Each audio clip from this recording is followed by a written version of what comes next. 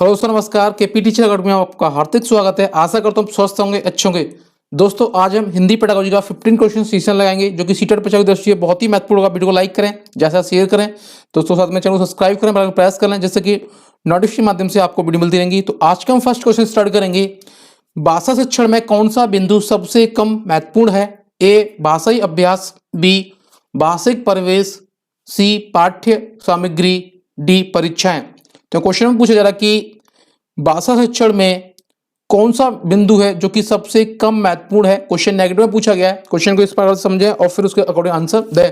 ऐसे question CTET में काफी आते हैं। तो यहाँ पे कि भाषा शिक्षण के माध्यम से सबसे ज्यादा कम महत्वपूर्ण बिंदु होगा वो होगा यहाँ पे हमारा पाठ्य सामग्री। तो यहाँ पे हमारा आंसर करेक्ट हो जाएगा सी। अगला क्वेश्चन देखेंगे। भाषा की कक्षा में कहानियां ए मनोरंजन का साधन है, बी पाठ्य पुस्तक का एक पाठ है, सी विभिन्न प्रकार की भाषाई संरचना और चिंतन विकास की संभावनाएं लिए होती हैं, डी है भाषा कौशल के विकास का एकमात्र साधन है। तो क्वेश्चन में पूछा जा रहा कि भाषा की कक्षा में कहानियां किस प्रकार से सहायक है, यह क्वेश्चन में पूछा जा रहा है। तो जैसे कि बात करते हैं कि भाषा की कक्षा में जो कहानियां हैं जो सहायक होती हैं सबसे ज्यादा वो होंगी यहाँ कि विभिन्न प्रकार की भाषाई संरचनाएं और चिंतन विकास की संभावनाएं लिए होती हैं या उत्पन्न करती हैं। तो हमारा आंसर करेक्ट हो जाएगा सी। अगला क्वेश्चन देखेंगे। वीडियो को लाइक करते हैं साथ ही साथ में। क्वेश्चन देखेंगे। सीखना व्यवहार में उत्तरोत्तर सामंजस्य की प्रक्रिया है, यह कथन है ए स्किनर का, बी है गिलफोर्ड का, सी है कॉल्विन का, डी है फ्राइड का।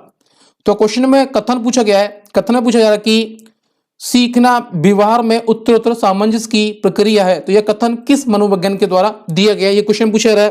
तो इसकी बात करते हैं, यह कथन दिया गया है स्किनर जी के द्वारा। तुम्हारा आंसर करेक्ट हो जाएगा ए। अगला क्वेश्चन देखेंगे।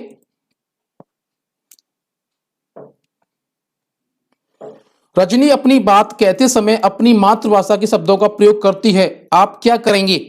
ए लक्ष्य भाषा के शब्द का प्रयोग करते हुए सहजता से उसके वाक्य को दोहराएंगे, बी उसे डांटेंगे कि वह अपनी भाषा के शब्दों का प्रयोग न करे, सी उसे बताएंगे कि किसी शब्द को विशेष को क्या कहते हैं, डी उसे बताएंगे कि यह शब्द गलत है। तो जैसे क्वेश्चन पूछा जा रहा कि एक छात्रा रजनी जो कि आपकी क्लास में है और वह अपनी बात कहते समय अपनी मातृभाषा का प्रयोग करती है, शब्दों का प्रयोग करती है, तो आप टीचर होने के नाते क्या करेंगे उस कंडीशन में? तो यह क्वेश्चन पूछा रहा है। तो जैसे बात करते हैं कि ऐसी स्थिति में कि जो बच्चा अपनी मातृभाषा का प्रयोग कर रहा है तो उसके साथ में लक्ष्य भाषा के शब्दों का प्रयोग करते हुए सहजता से उसके वाक्य को आप दोहराएंगे या तो इस तरीके से कराएंगे। तो हमारा आंसर जो करेक्ट हो जाएगा ए हो जाएगा। अगला क्वेश्चन देखेंगे। क्वेश्चन देखेंगे थोड़ा सा यहाँ पे ऑप्शन थोड़ा सा नीचे दिए गए, पहले ऑप्शन क्वेश्चन देखते हैं फिर देखेंगे।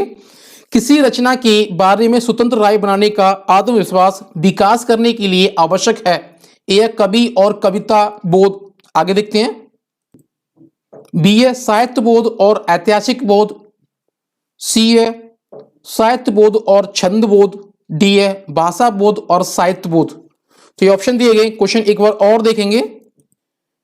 जैसे क्वेश्चन पूछा जा रहा है किसी रचना के बारे में स्वतंत्र राय बनाने का आत्मविश्वास विकसित करने के लिए क्या आवश्यक होता है। तो बात करते हैं यहाँ पे कि भाषा बोध और साहित्य बोध होता है। तो जैसे कि यहाँ पे हमारा आवश्यकता की रचना के विकास के लिए विकसित करने के लिए साहित्य बोध और भाषा बोध होना जरूरी होता है। तो हमारे आंसर करेक्ट हो जाएगा डी, टिक करेंगे यहाँ पे। अगला क्वेश्चन देखते हैं।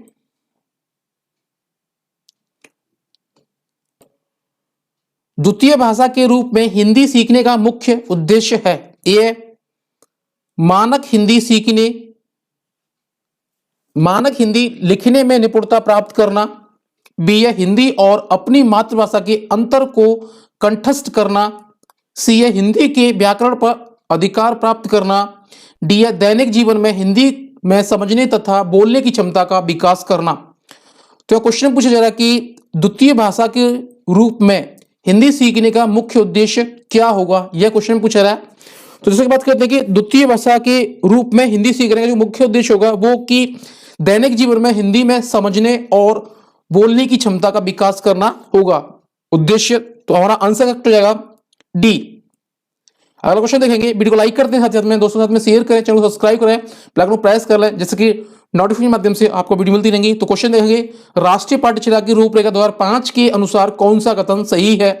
ए, भाषा के केवल भाषा की कक्षा तक सीमित होनी चाहिए। बी है, भाषा शिक्षण एक प्रकार से अन्य विषयों की कक्षाओं में भी मौजूद रहता है। सी है, बच्चे विद्यालय आकर ही भाषा सीखते हैं। डी है, प्राथमिक स्तर पर भाषा सीखने सिखाने में केवल पढ़ने पर बल देना चाहिए। तो जैसे क्वेश्चन पूछा जा रहा है कि एनसीएफ या राष्ट्रीय पाठ्यचर्या रूपरेखा 2005 की कौन सा कथन सही है, यह क्वेश्चन पूछा जा रहा है।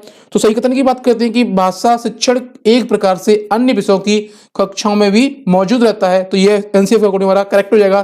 तो आंसर इसका करेक्ट होगा यहाँ पे हमारा डी, माफ कीजिए बी हो जाएगा। तो अगला क्वेश्चन देखेंगे,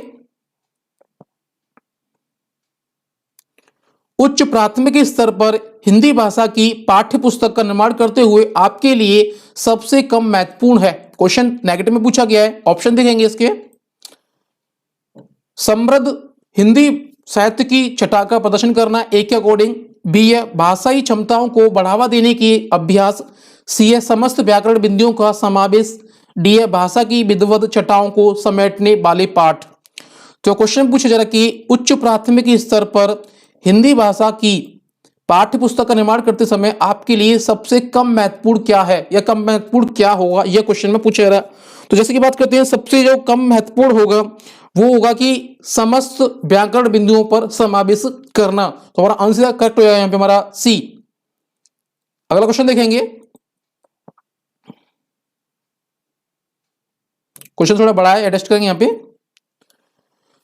क्वेश्चन देखते हैं, निम्न में से कौन सा प्रश्न संदर्भ में व्याकरण शिक्षण को पुष्ट करता है? ए, घर घर पुनरुक्त शब्द युग्म है, इसी तरह के दो और शब्द युग्म बताइए। बी है, घर घर पुनरुक्त शब्द युग्म है, दिए गए शब्द समूहों में से ऐसे शब्द युग्म छांटिए। सी है, घर घर शब्द युग्म का प्रयोग करते हुए दो वाक्य बनाइए। डी है, घर घर आपकी ही चर्चा है, वाक्य में घर शब्द की पुनरावृत्ति से अर्थ पर क्या प्रभाव पड़ता है, यह क्वेश्चन पूछा जा रहा है।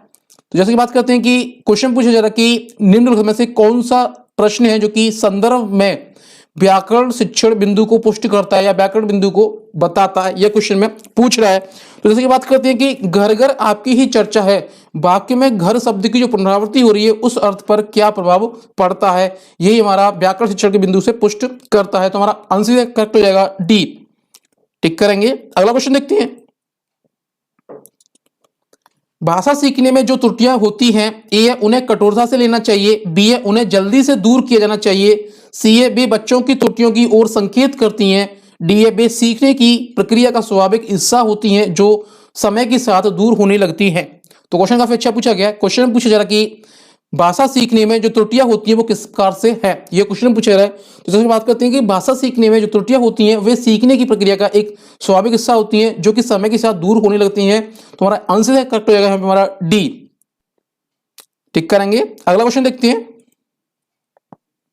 क्वेश्चन देखते हैं पहले, हिंदी भाषा के प्रश्न पत्र में आप किस सवाल को सबसे बेहतर मानते हैं? ए है, संज्ञा की परिभाषा बताइए। बी है, लाल बहादुर शास्त्री के बचपन का क्या नाम था? आगे देखते हैं। सी है, बाबा भारती क्यों उदास थे? डी है, यदि आप बाबा भारती की जगह होते तो क्या करते? यह क्वेश्चन पूछा जा रहा है। क्वेश्चन एक बार और देखेंगे। तो जैसे क्वेश्चन पूछा जा रहा है कि हिंदी भाषा के प्रश्न पत्र में आप किस सवाल को सबसे बेहतर मानती हैं या सबसे ज्यादा अच्छा मानती है, क्वेश्चन पूछा जा रहा है। तो उसकी बात करते हैं यहाँ पे कि हिंदी जो भाषा में जो सबसे ज्यादा बेहतर सवाल होते हैं वो एक चिंतन प्रकार के होने चाहिए। क्यों, कैसे, इस प्रकार के क्वेश्चन होने चाहिए। तो हमारा इसका हमारा आंसर करेक्ट होना चाहिए डी। तो देखते हैं डी में क्या, डी में बताया जा रहा है कि यदि आप बाबा भारती की जगह होते तो क्या करते। तो ये चीजें कि बच्चों के अकॉर्डिंग हो रही हैं, तो इसमें क्या बच्चे सोचेंगे, समझेंगे और अपनी चिंतन प्रक्रिया व्यक्त करेंगे और अपने विचार व्यक्त करेंगे। तो इसका हमारा जो आंसर करेक्ट हो जाएगा डी। तो टिक करेंगे हमें यहाँ पे। अगला क्वेश्चन देखेंगे, सुलेखा ने पाठ को पढ़ाते हुए जीवन को जिंदगी पढ़ा, यह इस बात और संकेत करता है कि ए उसे अक्षरों की पहचान में भ्रम हो जाता है, बी है उसे केवल पाठ अभ्यास की बहुत आवश्यकता है, सी है सुलेख ध्यान से नहीं पढ़ती, डी है वह अक्षर पहचान की बजाय अर्थ को समझते हुए पढ़ रही है। तो ये यहाँ पे जो दिए गए हैं ये कोई नहीं है इनका रोल यहाँ पे, ठीक। तो इसकी तरफ ना जाए, आपका ध्यान ना जाए। तो जैसे क्वेश्चन देखेंगे कि सुलेखा ने पाठ को पढ़ाते हुए जीवन शब्द को कई बार जिंदगी पढ़ा, तो यह किसकी ओर संकेत करता है कि यह क्वेश्चन पूछा है किसकी ओर संकेत कर रहा है या किस प्रकार से क्रिया हो रही है, यह क्वेश्चन पूछा जा रहा है। तो जैसे की बात करते हैं यहाँ पे कि वह अक्षर पहचान की बजाय अर्थ को पढ़ते हुए पढ़ रही है, तो यहाँ पे हमारा आंसर करेक्ट हो जाएगा डी, टिक करेंगे। अगला क्वेश्चन देखते हैं, निम्न में से कौन सा मौन पठन का महत्व नहीं है? क्वेश्चन नेगेटिव में पूछा गया है, ऑप्शन देखेंगे। ए मौन वचन में नेत्र तथा मानसिक अक्रियाएं रहते हैं, बी मौन वाचन में थकान कम होती है क्योंकि इसमें वाग्तंत्रों पर जोर नहीं पड़ता, सी है मौन वाचन अवकाश का सदुपयोग करता है, डी है मौन वाचन के समय पाठक एकाग्रचित होकर ध्यान केंद्रित कर पड़ता है। यहाँ पे क्वेश्चन में पूछा जा रहा है कि मौन पाठ कौन सा कि मौन पाठन का महत्व नहीं है, यह क्वेश्चन पूछा जा रहा है। तो यहाँ पे तीन ऑप्शन यहाँ पे पॉजिटिव में होंगे और एक नेगेटिव में ऑप्शन होगा, वही आपका आंसर हो जाएगा क्वेश्चन के अकॉर्डिंग। तो जैसे बात करती है कि यहाँ पे कि मौन वाचन में नेत्र और मस्तिष्क अक्रिय रहते हैं, ऐसा नहीं है, ये दोनों भी सक्रिय रहते हैं, तो ये हमारा आंसर करेक्ट हो जाएगा ए, टिक करेंगे यहाँ पे। अगला क्वेश्चन देखते हैं, स्वर को हिंदी वर्णमाला में परिभाषित करते हैं, ए ऐसी दुनिया जो स्वतंत्र रूप से स्वयं उच्चारित की जाती हैं, बी ऐसी दुनिया जो स्वर की सहायता से उच्चारित की जाती हैं, सी ए तथा बी दोनों ही सत्य हैं, डी ए तथा बी दोनों ही असत्य हैं। तो यह क्वेश्चन पूछा जा रहा है कि स्वर को हिंदी वर्णमाला में परिभाषित किस प्रकार से करते हैं, यह क्वेश्चन में पूछा जा रहा है। तो जैसे की बात करते हैं, स्वर को जो हिंदी वर्णमाला परिभाषित करती है कि ऐसी दुनिया जो स्वतंत्र से स्वयं उच्चारित होती है, तो हमारा आंसर करेक्ट हो जाएगा ए, टिक करेंगे यहां पे। अगला क्वेश्चन देखेंगे, वीडियो को लाइक करते हैं साथ ही साथ में। क्वेश्चन देखिए, विद्वत्ता से युक्त कक्षा के लिए कौन सा पाठ्यक्रम उपयोगी होता है? ए है सामान्य पाठ्यक्रम, बी है कठिन पाठ्यक्रम, सी है विद्वत प्रकार का पाठ्यक्रम, डी है उपरोक्त में से कोई नहीं। तो क्वेश्चन पूछा जा रहा है कि विद्वत्ता से युक्त कक्षा के लिए कौन सा पाठ्यक्रम उपयुक्त होगा, यह क्वेश्चन पूछा जा रहा है। तो जिसकी बात करते हैं कि जो सबसे ज्यादा जो उपयोगी पाठ्यक्रम होगा वो होगा यहाँ पे हमारा कि विद्वत प्रकार का पाठ्यक्रम विद्वत्ता से युक्त कक्षा के लिए उपयुक्त होगा, तो हमारा आंसर करेक्ट हो जाएगा सी, टिक करेंगे यहाँ पे। तो दोस्तों सेशन हमारे यहीं पे समाप्त होता है। वीडियो को लाइक करें, जैसा शेयर करें दोस्तों के साथ में, चैनल को सब्सक्राइब करें, बेल आइकन को प्रेस कर लें जिससे कि नोटिफिकेशन माध्यम से आपको वीडियो मिलती रहेंगी। तो मिलते हैं नेक्स्ट सेशन में। जय हिंद दोस्तों, वंदे मातरम।